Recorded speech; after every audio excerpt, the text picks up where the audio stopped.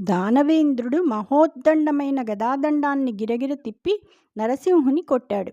అతడు దర్పంగా పామును ఒడిసిపట్టుకునే గరుడునిలా దైత్యుని పట్టుకున్నాడు. ఏమాత్రం కలత చెందక విజృంభిస్తున్న హిరణ్యకశిపుని దట్టమైన మేఘాల చాటున ఉండి చూస్తున్నారు దేవతలు.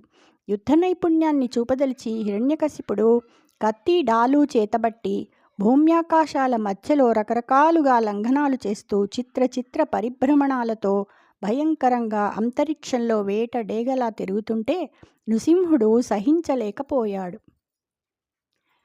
పంచాననోద్ధూత పావక జ్వాలలు భూనభోంతరమెల్ల పూరితముగా తంశ్రాకురాభీల ధగధగాయిత దీప్తిన సురేంద్రునేత్రములంధములుగా కంటక సన్నిభోత్కట కేసరాహతి నభ్రసంఘము భిన్నమై చలింప ప్రళయాభ్రచంచలా ప్రతిమ భాస్వరములై ఖరన ఖరోచులు గ్రమ్ముదీర సటలు జళిపించి గర్జించి సంభ్రమించి దృష్టి సారించి బొమలు బంధించి కెరలి జిహ్వయాడించి లంఘించి చేత నొడిసి పట్టె నరసింహుడాదితి పట్టినధిప.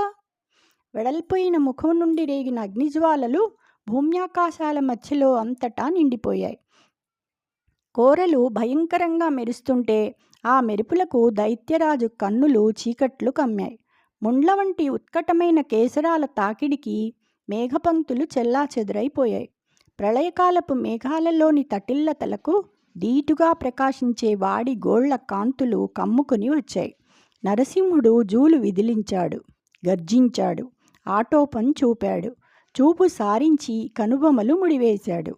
విజృంభించి నాలుక ఆడించి ఒక్క ఉదుటున లంఘించి ఆ దితిసుతుని చేతితో ఒడిసి పట్టుకున్నాడు. జై శ్రీకృష్ణ.